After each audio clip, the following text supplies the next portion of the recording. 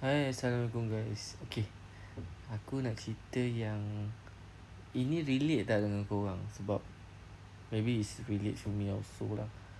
Sebab kisah dia macam ni. Dulu masa aku kerja chicken rice shop, the best moment yang aku suka waktu chicken rice shop is kita orang sambut birthday every single person yang dalam tu.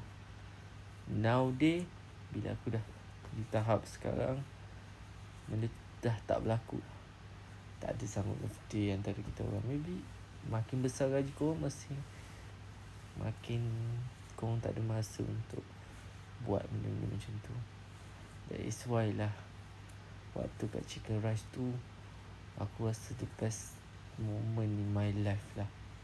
Sebab aku rasa dihargai.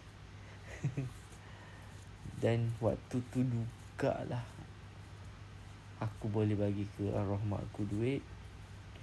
Ingat lagi 200.5 sebulan. Dan waktu tu jugalah aku boleh beli motor kat kampung. Dan benda tu macam the best moment for me.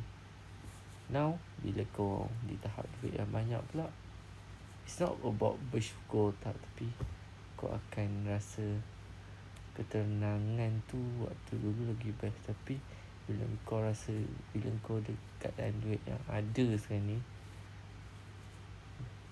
kau di tahap tanggungjawab kau lagi tinggi.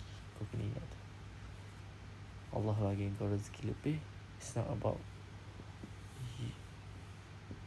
bukan untuk diri kau sendiri je. Okay, itu sahaja. Assalamualaikum.